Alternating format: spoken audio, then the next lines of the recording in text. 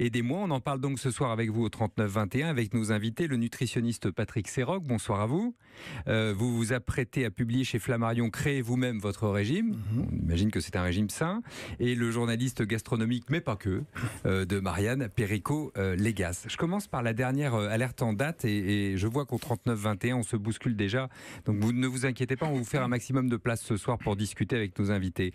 La dernière alerte en date, les pesticides dans nos fruits et légumes. Surtout, nous dit-on, dans le raisin, les mandarines, les cerises, le céleri et les endives.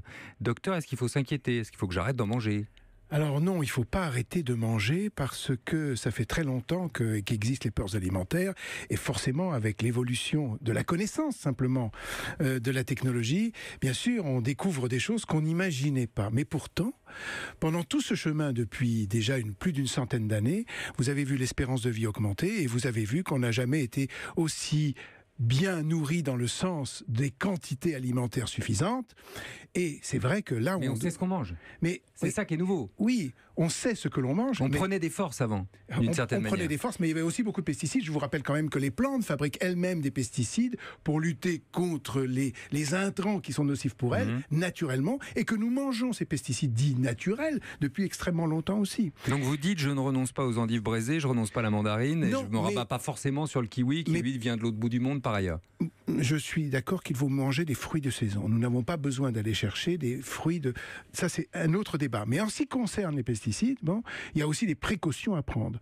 Puisque nous savons aujourd'hui qu'il y en a, soit on peut manger bio et dans lequel il y aura moins de pesticides, soit alors on peut prendre des précautions, c'est-à-dire éplucher suffisamment nos fruits, par exemple. Ça suffit ? Mais oui, quand vous enlevez la peau qui s'accumule vraiment, c'est vrai qu'on enlève aussi des propriétés nutritionnelles quand on enlève la peau, mais aujourd'hui c'est plus prudent d'enlever la peau et vous gardez dans les fruits les vitamines, des minéraux et des fibres.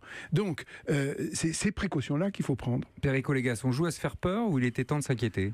Attendez, Laurent Bazin, c'est pas une révélation. Ça fait 15 ans qu'on sait que la malbouffe va croissant et qu'elle tue de plus en plus de gens dans des proportions absolument abominables. Cette étude ne concerne que l'agriculture conventionnelle, c'est-à-dire l'agriculture industrialisée, où on met des produits chimiques et de la technologie dans les modes de production. Ça ne concernait pas du tout le bio, qui lui a certainement aussi des progrès à faire. Donc la conclusion, c'est quoi? On peut évidemment, vous dites la petite musique, qu'est-ce qu'il faut? On commence avec la vache folle, il y a 20 ans que ça dure. Alors, il faut quoi? Il faut que les gens meurent sur le trottoir. Ils mourront pas. La malbouffe, c'est pas une rafale de mitrailleuse islamique qui vous laisse sanglant sur le trottoir. C'est un mal sournois qui vous empoisonne petit à petit, qui vous rend malade, qui ruine nos agriculteurs, qui ruine notre artisanat, qui ruine notre santé. Mais en France, la santé publique est payée par la sécurité sociale. Donc, la malbouffe creuse le trou de la sécu et elle enrichit le lobby pharmaceutique. Alors, comme dit le docteur Serroc, on va reprendre nos destins alimentaires en main. Je pense qu'on en sait assez aujourd'hui. Alors, il y a les états généraux de l'alimentation. Je ne pense pas que ça aboutisse à grand-chose. On a eu le scandale Lactalis, on a les gens qui se jettent sur des pots de Nutella. Voilà, on a tous les jours, effectivement, des informations nous disant que la malbouffe est devenue un fléau qui tue.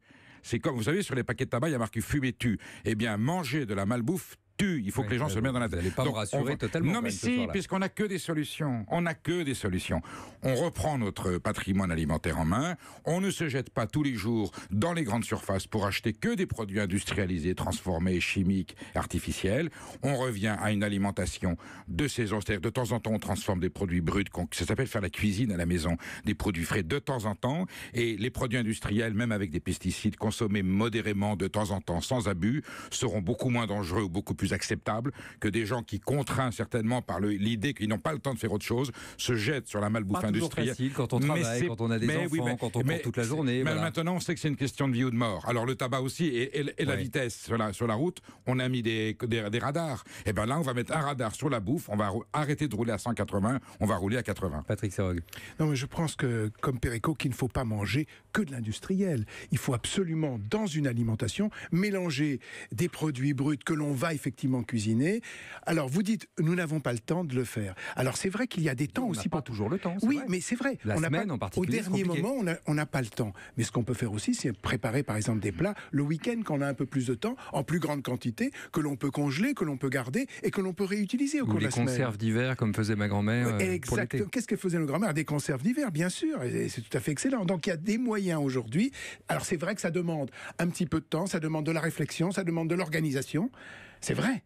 mais ça vaut certainement le coup. Donc vous me dites, finalement, ne renoncez à rien de manière absolue, mais ne vous nourrissez pas que... C'est ça ? C'est-à-dire que les produits industriels, on peut très bien les utiliser, mais il ne faut pas les utiliser tous les jours et à n'importe quelle occasion pour se nourrir. C'est tout à fait normal de faire un panachage entre les produits bruts et les produits industrialisés. Entre 60 et 80% des Français, selon les milieux sociaux et les situations territoriales, achètent les 14 repas de la semaine le samedi entre 15h et 18h dans un chariot dans une grande surface. C'est pas une façon de se nourrir. Voilà, l'alimentation, c'est ce qui est le plus important. L'essentiel du budget familial, contrairement à ce qu'il est devenu, devrait être consacré à l'alimentation, puisque c'est les sources de la vie. Notre qualité alimentaire implique notre agriculture, notre environnement, notre santé, notre bien-être. Je veux dire, c'est fondamental. Et les pouvoirs publics, là-dessus, il devrait y avoir des cours d'alimentation dans les écoles, avec l'instruction civique, réapprendre à consommer. Aujourd'hui, ce qu'on vous dit, c'est on va ralentir. Alors, sur la vitesse, on trouve ça tout à fait normal sur la route. Là, on va ralentir notre façon de mal manger et on va augmenter notre façon de bien manger. C'est à la portée de tout le monde. Il n'y a qu'une vérité. Mal manger, ça coûte très très cher. Et ensuite, ça tue et ça rend malade. Bien manger, ça coûte pas cher du tout. Parce que la valeur négative de la malbouffe, elle a des conséquences économiques tragiques et sociales sur le pays. Alors que de faire attention à ce qu'on met dans son assiette, ça a des conséquences formidables sur l'économie de ce pays. Pour bien manger, on va prendre les conseils de Perico Légas, les conseils de Patrick Serrogue et vos conseils, bien évidemment, au 39-21. La manière dont vous vous arrangez avec tout ça. Marie, notamment, et Jocelyne sont dans les starting blocks. À tout de suite. Pour intervenir sur Europe 1, appelez le 3921, 50 centimes la minute. Ce vendredi, tirage exceptionnel Euromillions, avec 25 gagnants européens à 1 million d'euros. Alors, imaginez... Moi, j'achète un chalet dans les Alpes. Avec vue sur le Mont Saint-Michel. Puis-je pas refaire le tour du monde? Dans un jacuzzi géant. Euromillions My Million, imaginez. Ce vendredi, tirage exceptionnel Euromillions. 25 gagnants européens à 1 million d'euros. Participation par l'attribution de codes Euromillions parmi les pays participants, voire règlement. FDJ. Jouer avec excès comporte des risques. Appelez le 09 74 75 13 13, appel non surtaxé. Merci, c'est super, merci beaucoup. Il a l'air heureux ton client, ça fait plaisir. Ça, c'est l'effet euphorisant d'un mailing de la Poste Solutions Business. Tu m'expliques? Mais c'est simple, avec la Poste, on sait exactement à qui s'adresser, quand et comment le faire. Catalogue connecté, mailing en réalité augmentée, remise commentée par le facteur, retargeting courrier, ça booste notre communication commerciale. Découvrez comment la Poste Solutions Business vous aide à promouvoir vos produits et à mieux dialoguer avec vos clients. Rendez-vous sur laposte.fr ou appelez le 36 34, 30 centimes la minute.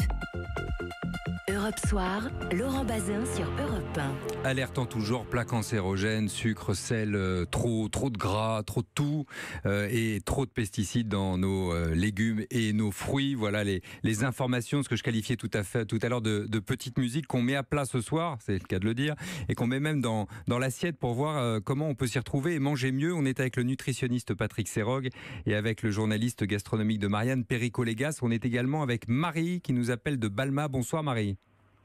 Bonsoir Laurent. Comment faites-vous Marie? Alors c'est assez simple parce qu'on penserait que c'est compliqué, mais je vais dans des marchés et donc j'achète en gros tout ce dont il me faut, notamment le samedi, en termes de légumes et de fruits, de lait, des œufs, etc. Et au final, je me rends compte que les prix sont... Donc je privilégie les producteurs bio, oui, si possible locaux.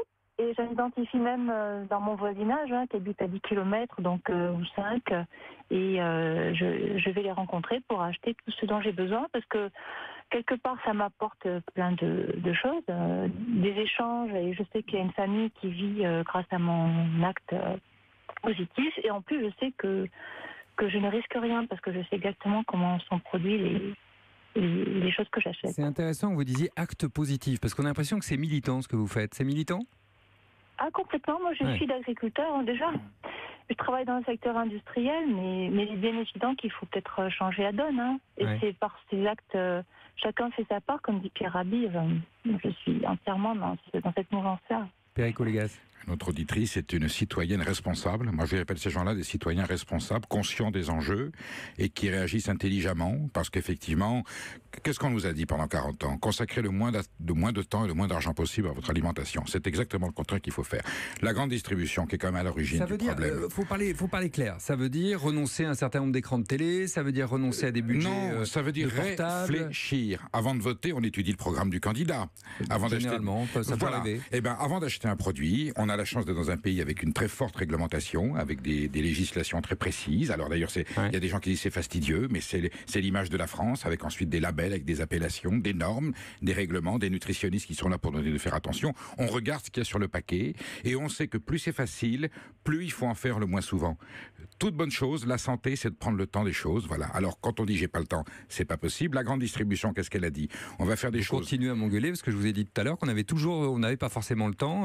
Voilà, quand on court, et c'est le drame. Quand on habite en ville, par exemple, on n'a pas forcément comme Marie a la chance d'avoir la ville de Balma à côté de Toulouse, mais Toulouse, on sait qu'il y a un certain nombre il y a une vie agricole autour. Je m'inscris en faux, Laurent Bazin. Alors, il y a des gens pour lesquels ça va être plus facile d'accéder à une nourriture saine, et puis il y a des gens qui sont dans zone urbaine. Voilà, je m'inscris en faux. On a créé d'autres priorités qui sont pas celles alimentaires, et on pense que ces priorités sont incontournables. Donc, faut réarbitrer. Mais il faut penser la chose. Mais je crois qu'on est dans une époque où on pense beaucoup de choses. La grande distribution, elle a dit quoi? On va faire baisser les prix aux industriels, on va faire baisser les prix, on va faire baisser la qualité. Faire baisser la qualité, c'est faire baisser la sécurité. Voilà, ça c'est la faute de la grande distribution. Les industriels, s'ils pouvaient nous donner pour 10, 15, 5 centimes du kilo quelque chose de mieux, ils le feraient. Mais ils ont un ennemi qui s'appelle la grande distribution qui leur dit si vous n'êtes pas compétitif, vous n'êtes pas référencé. Donc évidemment, les produits industriels sont devenus malsains. On va faire en sorte que l'industriel, le paysan, le consommateur, le paysan, l'industriel vont se mettre les coude à coude et vont dire à la grande distribution, on est prêt à payer un petit peu moins cher, vous arrêtez de nous étrangler les uns et les autres et on va consommer mieux. Et on va repenser notre façon de consommer. Vous avez un merveilleux exemple dans les cantines. Dans les cantines, le coût même, le prix que l'on donne pour manger, c'est tout à fait ridicule. Hein, le coût de la cantine, c'est le personnel, c'est l'amortissement de l'équipement, mais c'est pas la bouffe. Et si on veut donner un tout petit peu plus, on change complètement la nature même des aliments qu'on va donner aux enfants. Jocelyne, bonsoir à vous. Oui, bonsoir Laurent, bonsoir à vos invités. Vous nous appelez de Pau dans les Pyrénées-Atlantiques, évidemment. Oui, tout à fait. Alors, je rejoins M. Perico-Légas qui parle. Il n'y a que des amis. Je me demande s'il n'a pas fait appeler ses amis d'ailleurs. Je plaisante. Je n'ai pas ce pouvoir. Je plaisante. Allez-y, Jocelyne. Et Marie, moi aussi j'achète maintenant de plus en plus au niveau des marchés. Je me fournis d'ailleurs en produits naturels, c'est-à-dire que le maraîcher a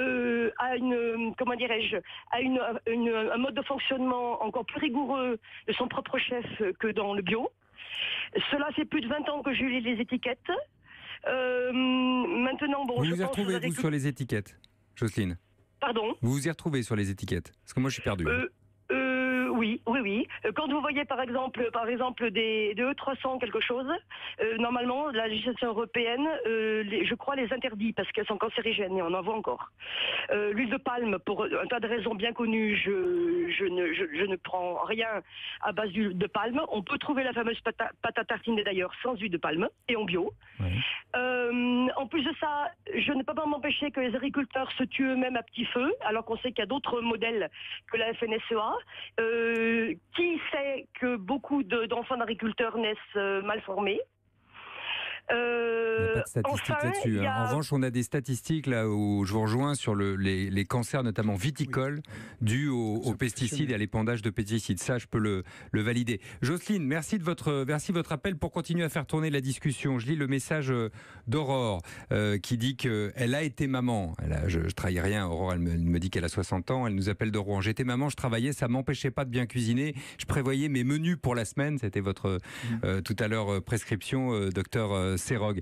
Et ou Daniel qui dit peut-être que monsieur Perico-Légas peut se permettre de manger tous les jours des produits de qualité, mais ce n'est pas le cas de tout le monde. Daniel qui nous appelle de Drussenheim. Insupportable comme comportement. Non mais c'est insupportable. Il a le droit de dire que c'est pas ça. Oui, mais c'est pas vrai. Il y a des gens qui sont plus pauvres qu'elle. Aujourd'hui, je connais des gens qui sont au SMIC, des mères célibataires avec 4 enfants. Eh bien, elles vont dans la grande surface acheter le produit le moins cher. Elles font de la cuisine à la maison. Une omelette aux champignons, ça coûte 1,20 €. Une soupe avec des poireaux et des pommes de terre. C'est juste la volonté de prendre conscience qu'il y a un danger et de faire même à des moyens extrêmement modestes. Et là, je ne supporte plus ce genre de raisonnement. Il a les moyens de manger, mais c'est absurde. Et puis l'homme politique aussi, donc il n'est pas con, il est confronté. Donc ces gens-là font beaucoup de mal. Cette théorie-là fait beaucoup de mal aux gens qui aujourd'hui vont chez le docteur avec un enfant qui a le diabète, qui a du cholestérol, qui a un cancer ou qui a un problème cardiovasculaire. Mais il a le droit de le penser. Oui, d'accord, mais quand la facture arrive, elle regarde d'avoir dit ça. C'était Daniel. Oui. C'est un il. Non, je ne le félicite pas, Daniel.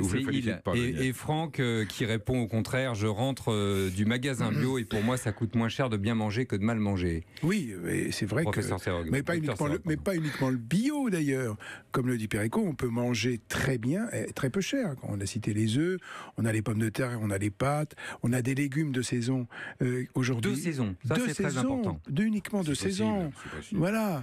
On a aussi des conserves. Vous avez les conserves de légumes. Et des produits congelés qui sont formidables. Et les produits congelés qui sont formidables. J'ai bien entendu le message de Perico qui parle à haute et intelligible et parfois forte voix. Votre message à vous, je le retiens également. Vous pouvez aussi de temps en temps vous acheter un plat industriel.